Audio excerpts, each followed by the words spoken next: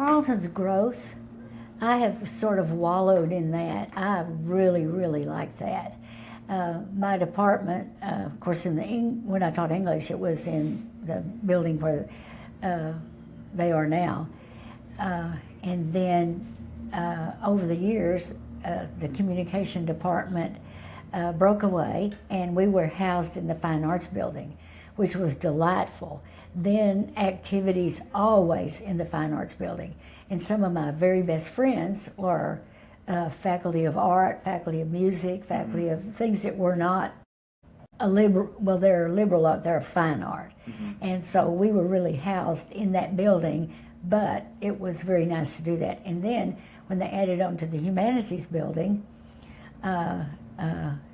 well, we were housed in the old Davis Hall, and fourth floor. So and you could get in the rattly elevator if you dared to take that chance, and you could still smell the athletic smell going up to the fourth floor. Well, and I lived in Davis Hall, and on the third ramp, right next to the animal ramp. And I made $19 a month to keep that ramp clean, where her brother lived. But football, the athletic. Ramp, yeah. So, and Charlie Howard, who was then my friend that we taught together, became our department head. We literally moved us. We have a pickup and a trailer, brought it to town, loaded the furniture on it, went over to the supply house, the warehouse on the Tarleton campus, and got extra bookcases and things we didn't have because we had to leave all the good furniture in fine arts. So Charlie and I moved most everything from what was our department then to now. So that was quite an experience. Wow. So yeah, definitely the growth of Tarleton has been the most significant change. And the town.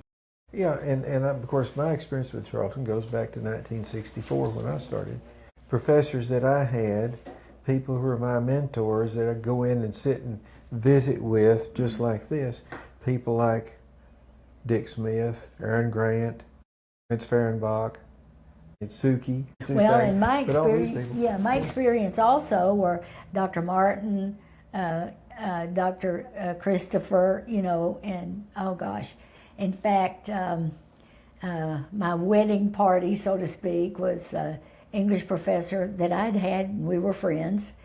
And Alice, well, let's see, what was she going by then? Joe. But she went by several things when she was here, and I really liked her. Anyway, so my friends, Dr. Walker, of course. And interesting on Dr. Walker, he was little Mr. Cupid. Both of us went to him and said, "Oh man, what do you?" And he was very kind to both of us. Yeah, I did the same thing when we met. I said, "What's the deal with him? Fill me in." So we both had gone to him, and he okayed both of us. He was having a good time.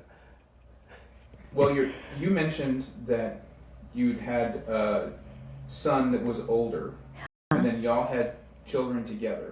2 more boys. Gotcha.